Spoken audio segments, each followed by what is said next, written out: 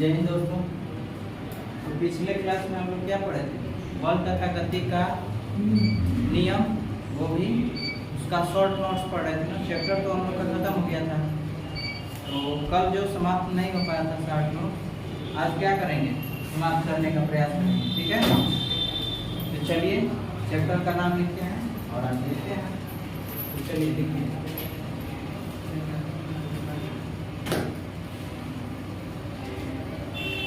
बल तथा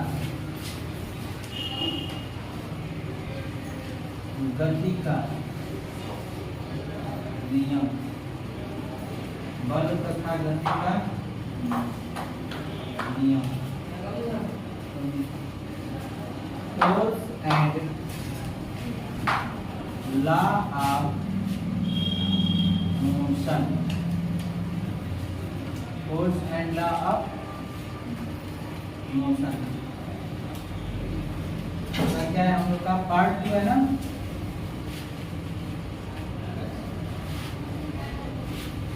short note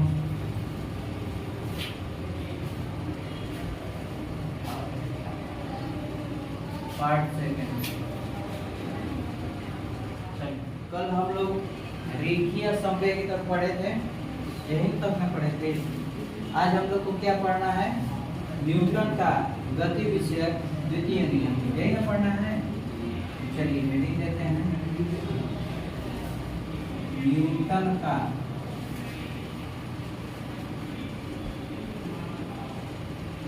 गति विषयक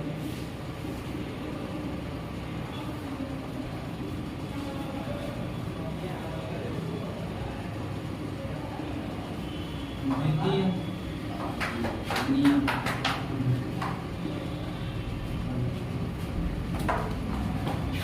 इंग्लिश में इसको Newton second law of motion. Newton second law of motion. तो इसमें दो तीन पॉइंट्स हैं, थोड़ा लिखना है इसको। आपको बताया थे कि बल का परिभाषा जो है न्यूटन के गति के किस नियम से लिया गया है? द्वितीय नियम से लिया गया है, ठीक है ना। जो बल का परिभाषा है वह न्यूटन के द्वितीय नियम से लिया गया है, अच्छा बताया गया। तो इसमें पहला जो फार्मूला है वह ये है कि F equal to delta P upon में डेल्टा T।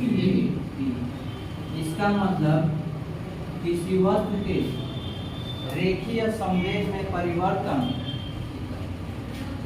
की दर उस पर लगने वाले असंतुलित बल के अनुक्रमानुपाती होती है।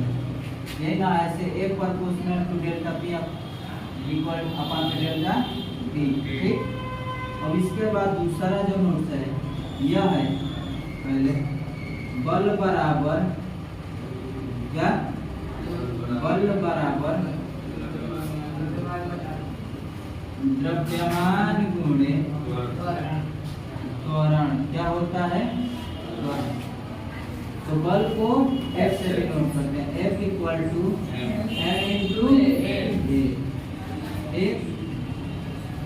F equal to M into A, ठीक है। तीसरा जो पॉइंट है यह है कि बल एक नहीं जी, बल का परिभाषा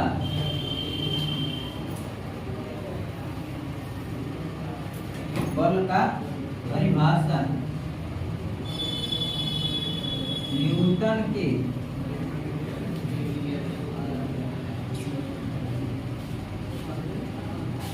द्वितीय नियम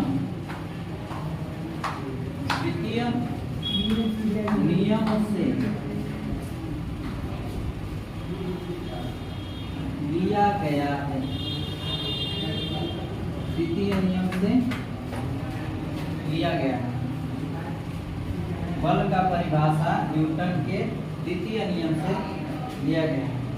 इसका मतलब यह हो रहा है कि किसी वस्तु का बल उस वस्तु के त्वरण तथा द्रव्यमान के गुणनफल के बराबर होता है। क्या होता है? बराबर होता है। ठीक है ना?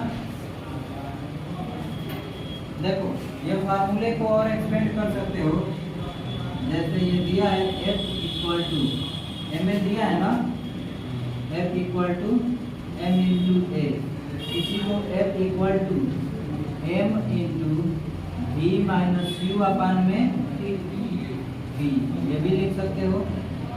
ये भी उसी का फार्मूला है। बल का मात्रक क्या होता है? न्यूटन। कभी भी ऐसे पूछ दिया जाए कि बल का मात्रक, तो मात्रक और हमेशा एसआई में बताया जाता है। किसमें बताया जाता है? एसआई बताया जाता है। ठीक है ना? ये ध्यान रखना चाहिए। चलिए इसको नोट करिए, नोट करिए। तो चलिए इसका एग्जांपल लिखते हैं हम लोग। रेज कर दें। देखिए फिर से समझ लीजिए कि न्यूटन के अगर सबसे इम्पोर्टेंट कहा जाए तो यही है कि बल का परिभाषा न्यूटन के किस नियम से लिया गया है? द्वितीय नियम से। ठीक है ना? जिसमें एक प्रोपोर्शनल टू क्या होता है? डेल्टा पी अपन में डेल्टा ये पी क्या होता है जी? संवेग परिवर्तन है। और डेल्टा टी क्या है? हाँ, और दोनों का रेशियो मतलब संवेग परिवर्तन की दर, ये ना ये होता है। चलो F इक्वल टू मतलब बल बराबर त्वरण, F equal to m into a।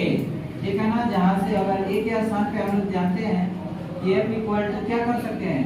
m v minus u अपान में। ठीक है ना? ऐसे बोलते हैं। चलिए आगे बढ़ते हैं और इसके एग्जांपल में।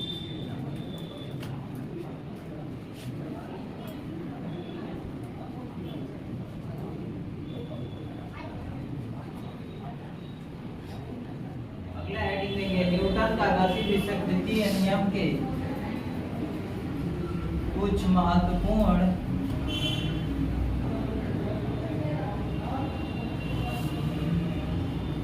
उदाहरण। क्या है जी? उदाहरण। न्यूटन के गति विषयक द्वितीय नियम के कुछ महत्वपूर्ण एग्जाम्पल। चलिए ये हेडिंग। क्रिकेट में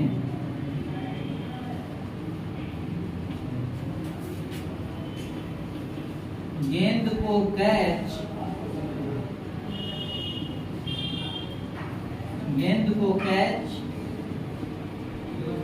लेते समय खिलाड़ी अपने हाथ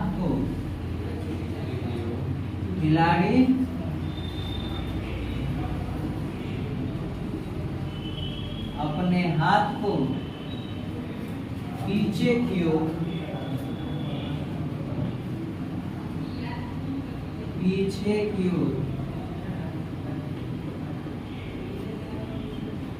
खींच लेना। क्या करना? खींच लेना। ये हो गया पहला। दूसरा है कराटे के खेल में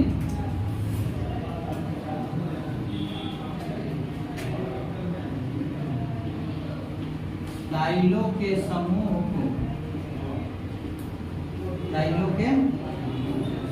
को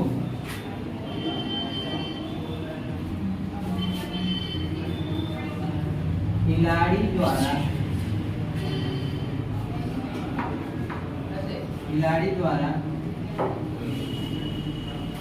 एक ही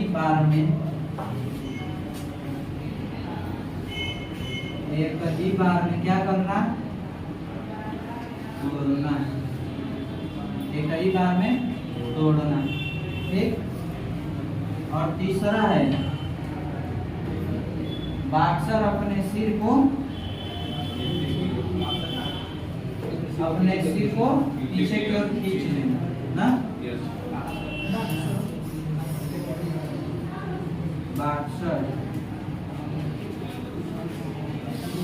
बॉक्सर का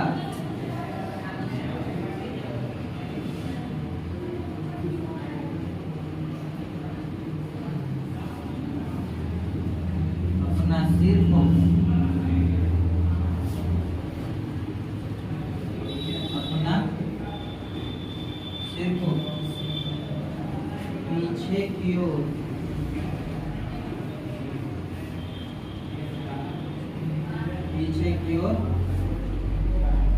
खींच लेना। क्या करना? पीछे की ओर खींच लेना। ये लिख लो, 3 है इसके इंपॉर्टेंट एग्जाम्पल। पहला, क्रिकेट में गेंद को कैच लेते समय खिलाड़ी अपने हाथ को क्या करता है? पीछे की ओर खींच लेता है। क्यों खींचता है? उसका जो संवेग हो वो क्या हो जाए? कम हो जाए या शून्य हो जाए, इसके लिए। वही पे बात यहाँ पे भी है। कराटे के खेल में टाइलों के समूह को खिलाड़ी द्वारा एक ही बार में क्या करना? तोड़ना। उसके बाद बॉक्सर का अपने सिर को पीछे की ओर खींच लेना। समझ में आ गई बात?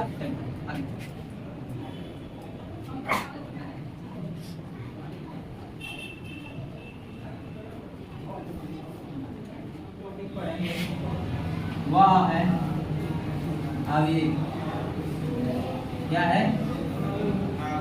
आवेग। आवेग को इंग्लिश में इम्पल्स कहते हैं। क्या कहते हैं? इम्पल्स। इसका फार्मूला देखो क्या होता है। आवेग बराबर क्या होता है? बल गुणे समय अंतराल। क्या होता है? समयांतराल। इसका मतलब I equal to F into delta T।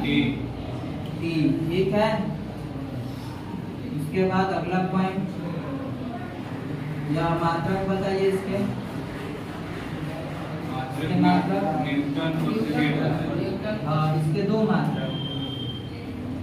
पहला जो है, पहला मात्रक होगा न्यूटन सेकेंड। क्या होगा? क्योंकि मल्टीप्लाई है, न्यूटन पर सेकेंड नहीं, न्यूटन सेकेंड होगा एक। और दूसरा जो मात्रक होगा वह होगा किलोग्राम मीटर पर सेकेंड। ये होगा दूसरा। क्या होगा? किलोग्राम मीटर पर सेकेंड। ये होगा। अगला, यह कौन सी राशि होगा? कौन सी राशि है जी? सदिश राशि है। कौन सी राशि है? सदिश राशि। हाँ, सदिश राशि।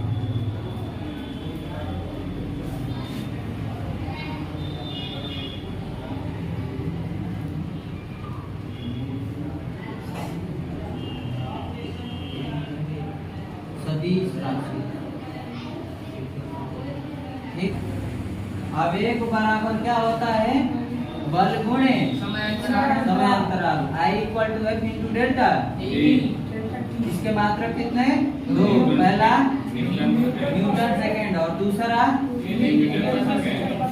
केजी मीटर पर सेकेंड। देखो, और यह कौन सी राशि होता है? सदिश राशि होता है। इरेज कर दें। और देखो यही से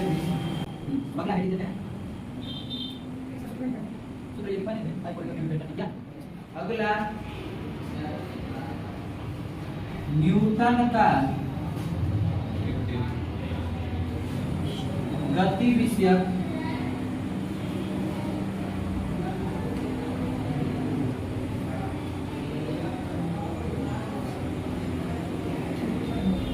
तृतीय नियम। कौन सा नियम? तृतीय नियम। इंग्लिश में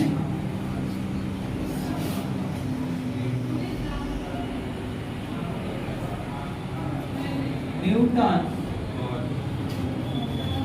थर्ड लॉ ऑफ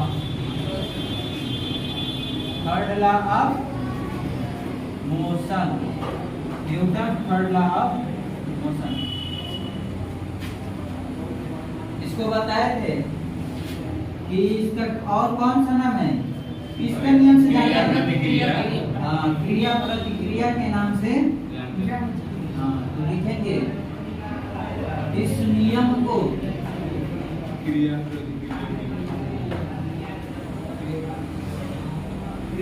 प्रतिक्रिया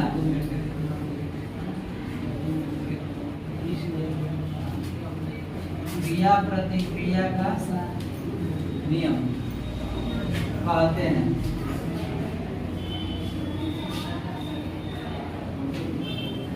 इस नियम को किसका नियम?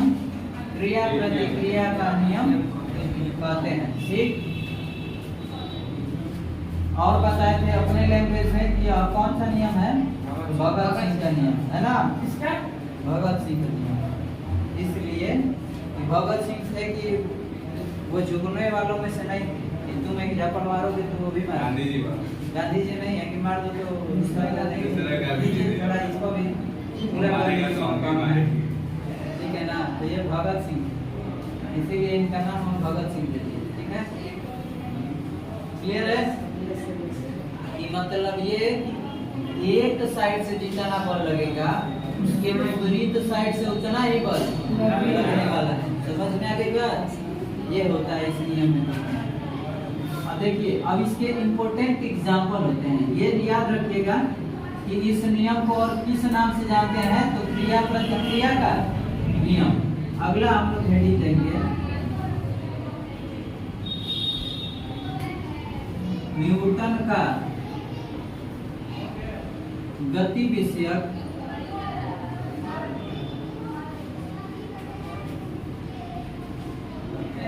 तृतीय नियम के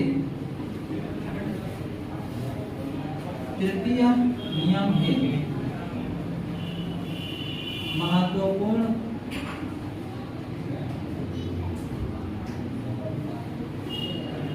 उदाहरण।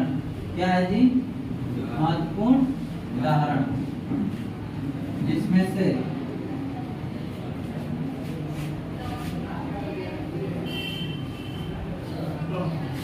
पहला नंबर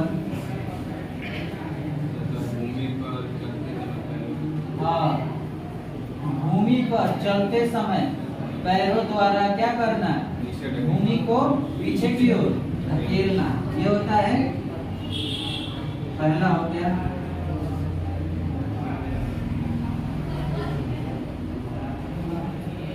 भूमि पर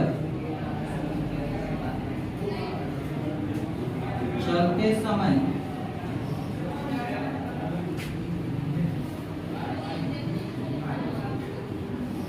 पैर द्वारा भूमि को पीछे की ओर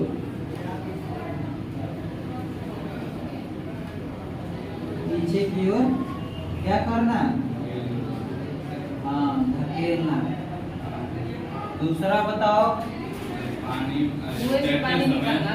और तैरते समय तैरते समय हाथ द्वारा क्या करना?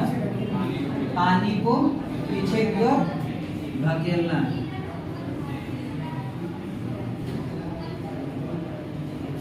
तैरते समय हाथ द्वारा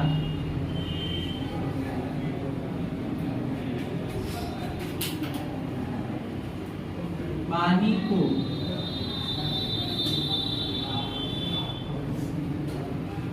पीछे की ओर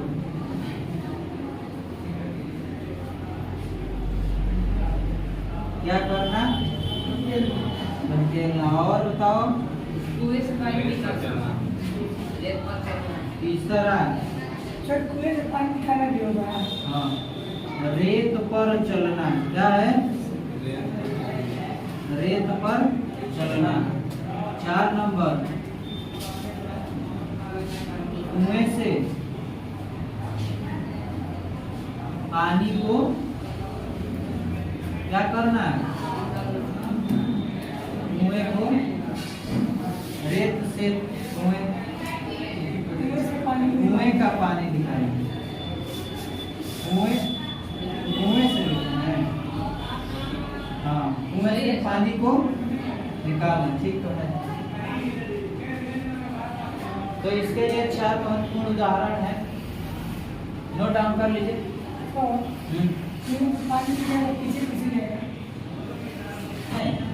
अगर हमारा वजन शरीर का भारी ना रहता है तो पानी के साथ साथ हम भी कुएं में गिर जाए। अगर बाल्टी के वजन से अगर हमारा वजन हल्का पड़ जाए तो हम क्या करेंगे? पानी के अंदर गिर जाएंगे। तो हमारा शरीर का वजन जो है भारी रहता है, इसलिए क्या रहता है? ऊपर नीचे रहता है। क्योंकि रस्सी जो होता है जितना फोर्स ऊपर की ओर लगाते हैं खींचने में उतना ही फोर्स से वो जो रस्सी होती है वो क्या करती है, धक्का देती है, नीचे की ओर धकेलती है। समझ में आ गया? इसीलिए क्लियर है? इरेज कर दें जी। चलिए अगला काम करना है।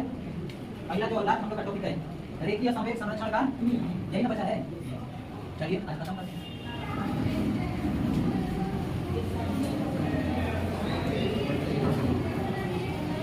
देखिए रेखीय संवेग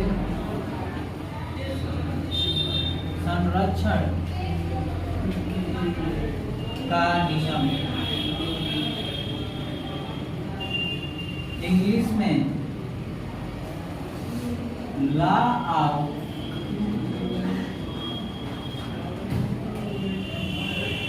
conservation of momentum, law of conservation of momentum यह होता है। देखो यह जो है न्यूटन के तृतीय नियम के समरूप है। यह भी एक साइड से जितना संवेग लगाया जाता है उतना ही संवेग उसके विपरीत दिशा से भी लगाया जाता है, यही ना होता है। तो इसका फार्मूला होता है, एक फार्मूला लिख लेते हैं, क्या है?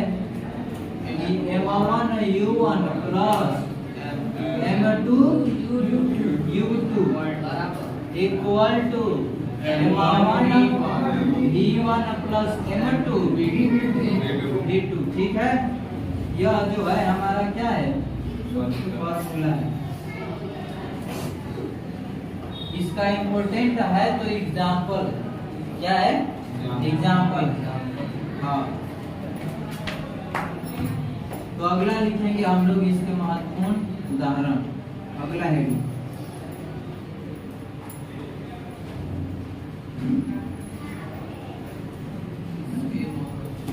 इसके महत्वपूर्ण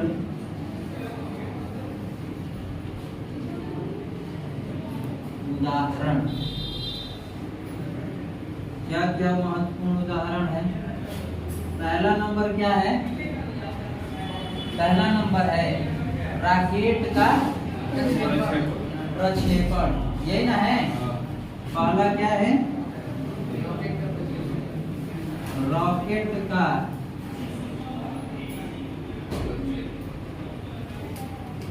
प्रक्षेपण। और दूसरा क्या है?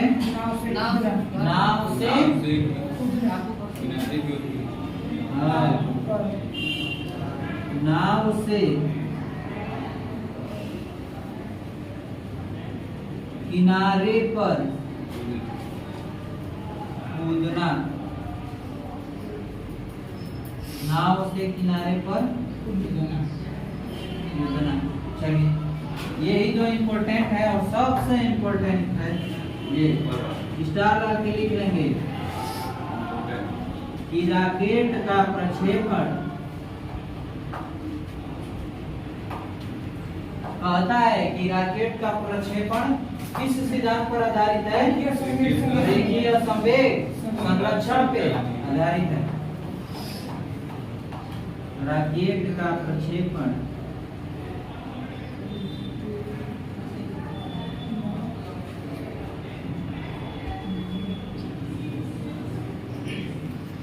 रेखीय संवेग संरक्षण के सिद्धांत पर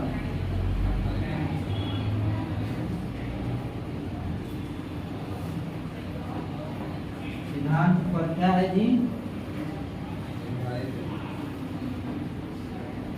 आधारित रॉकेट का प्रक्षेपण रेखीय संवेग संरक्षण के सिद्धांत पर क्या है? आधारित।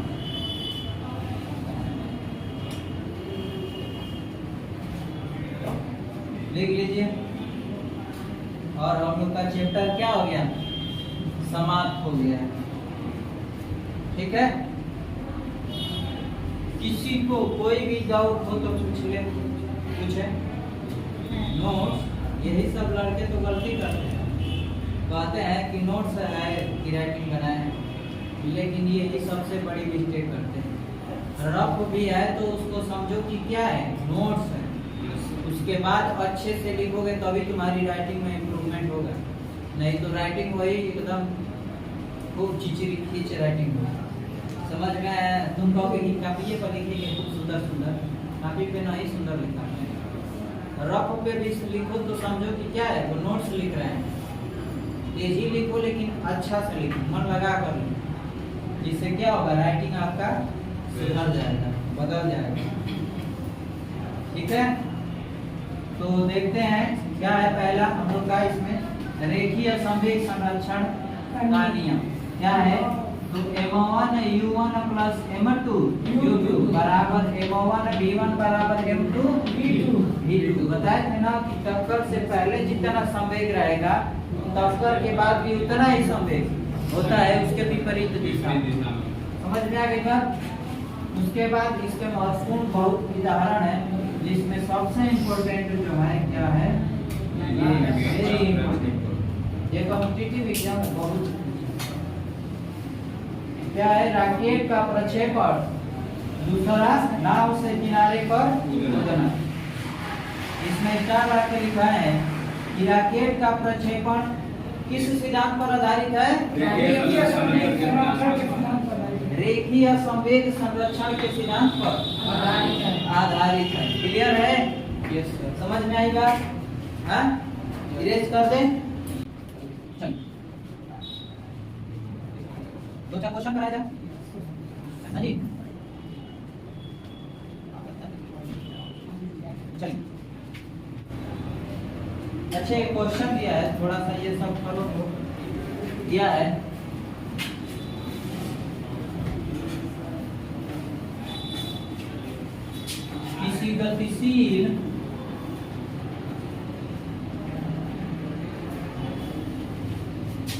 किसी गतिशील पिंड का वेग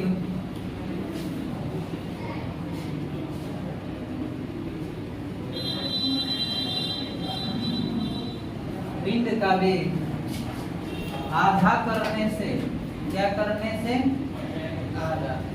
आधा करने से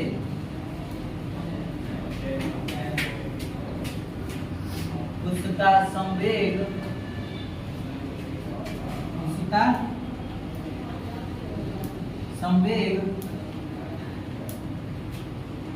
हो जाता है, इस समय का क्वेश्चन जो है ऐसे ही पूछे जा रहे हैं एग्जाम में भी।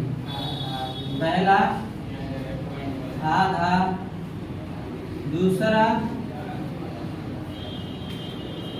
2 गुना, तीसरा 4 गुना और चौथा 9। अब इसको हल करके बताइए कि अगर किसी गतिशील पिंड का वेग जो है आधा कर दिया जाए तो उसका संवेग भी कितना गुना हो जाएगा। ठीक है, हल करिए और बताइए, जिसको आ जाए वो हाथ हैंड अप करे।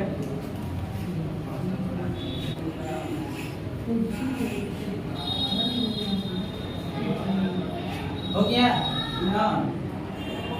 तो देखो कुछ नहीं करना है,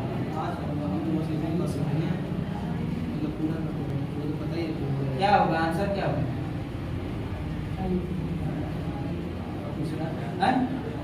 2 गुना। हाँ, कितना? 2 गुना। 2 गुना आधा होगा। देखो, अच्छा ये बताओ, संवेग का फार्मूला क्या होता है?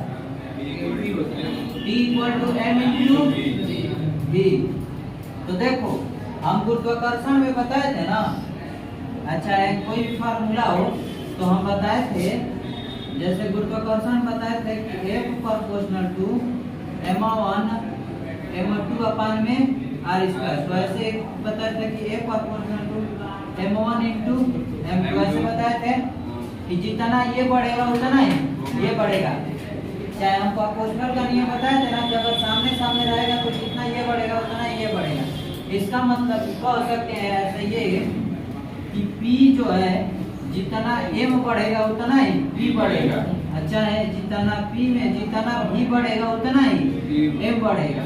तो ये बताओ वेग कितना गुना हो गया है? आधा हो गया। तो वेग आधा हो जाएगा तो संवेग भी क्या होगा?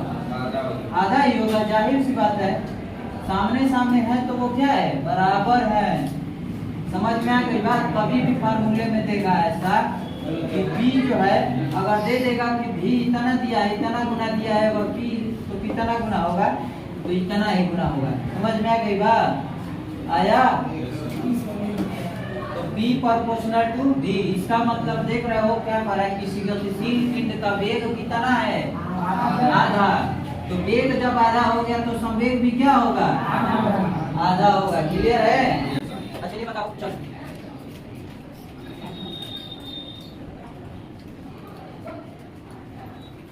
किसी गतिशील पिंड का आवेग, हाँ आवेग 2 गुना करने से उसका बल हो जाता है, उसका बल हो जाता है। चलो ये अगला क्वेश्चन बन गया। चल क्या जी हो गया? देखिए फिर से आवेग का फार्मूला क्या होता है? I equal to F into delta T. तो देखो कह रहा है कि आवेग, आवेग मतलब I और उसका बल, बल मतलब है T से मतलब नहीं है।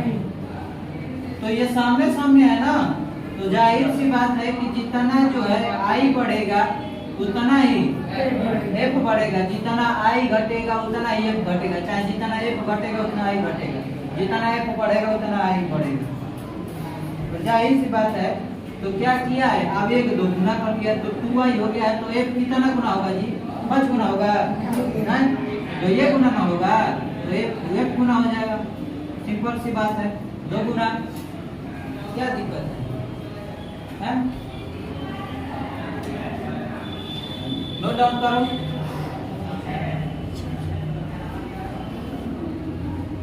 इसमें सब 4 गुना हो जाता है।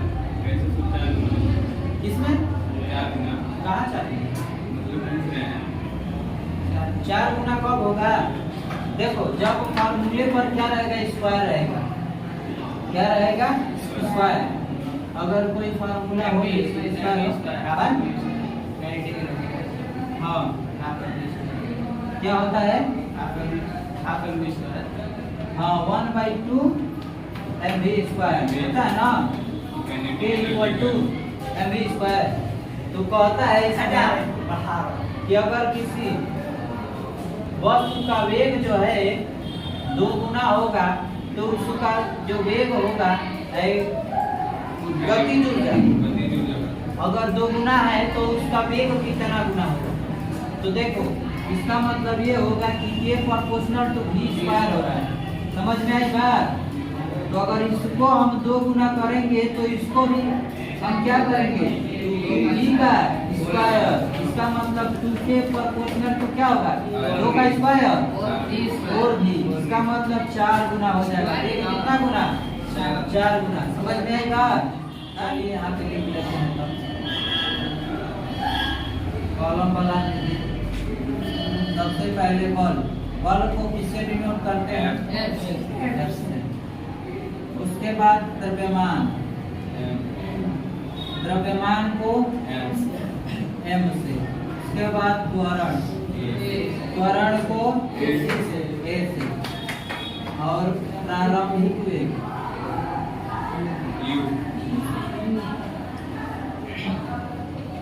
प्रारंभिक वेग किससे डिनोट करते हैं? U से। अंतिम वेग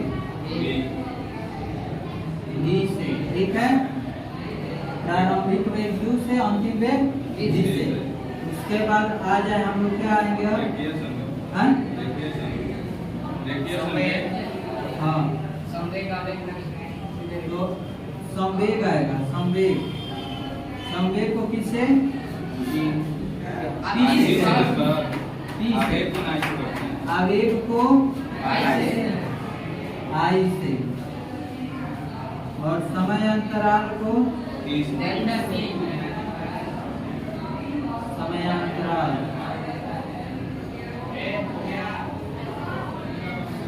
अंतराल को डेल्टा टी से।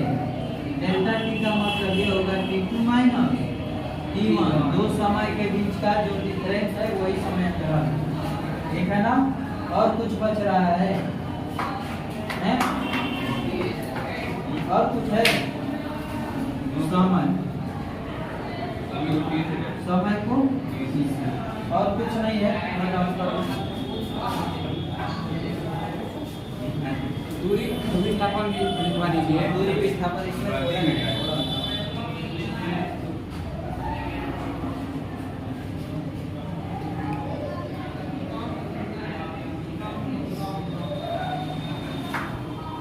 हो गया?